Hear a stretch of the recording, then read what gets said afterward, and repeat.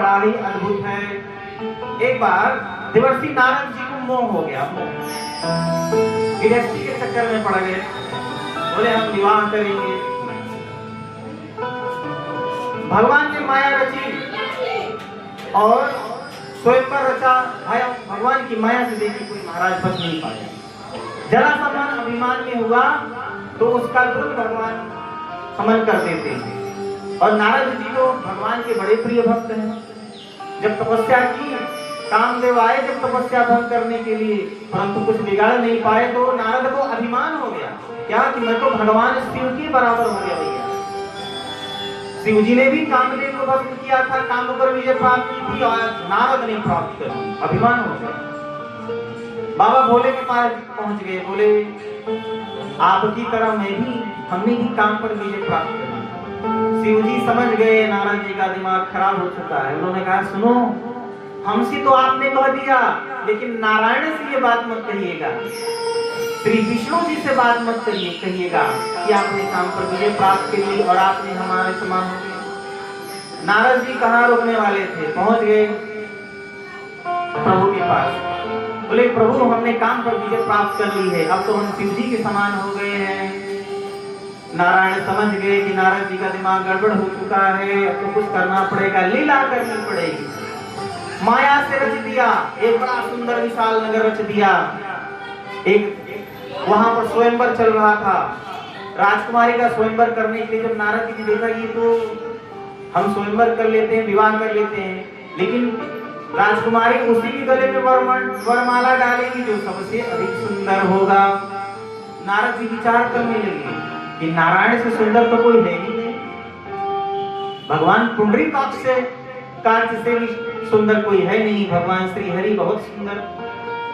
पहुंच गए प्रभु, आप कहते हैं कि हम आपके बड़े भक्त हैं, इसलिए हम आपसे कुछ मांगने आए हैं।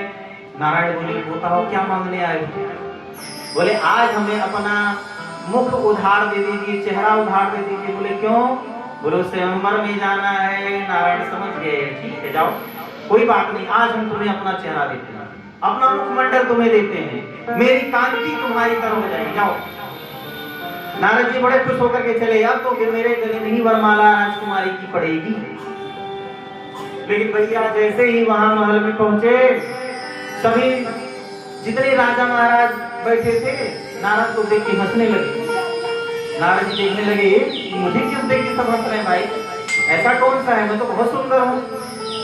और राजकुमारी ने वरमाला, भगवान श्री हरि वही स्वयं विराजमान थे, अपने एक दूसरा रूप धारण करके उनके गले में जाके वरमाला डाल दी। अब तो नारद जी का मूड खराब हो गया। मुंडरी ये तो क्या हो गया। जब भागते भागते आए वहां पर, जल में अपना चेहरा देखा तो किसका चेहरा लगाया था, बंदर का चेहरा लगाया था भगवान ने। बड़े क्रोधित हुए, दौड़ते हुए वैकुंठ पहुंचे, श्राप दे दिया नारायण को।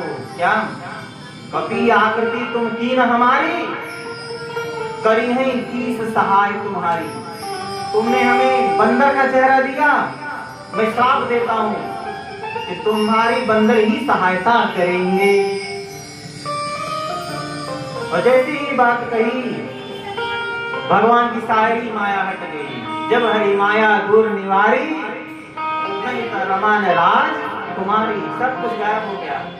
बुद्धि शुद्ध हो गई नारद जी की, चरणों में पड़ गए, प्रभु बड़ी गलती हुई। नारद भगवान बोले कोई बात नहीं, आपके श्राप को हमने शिरोधार कर लिया।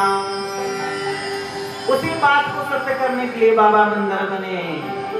बोले हनुमान जी महाराज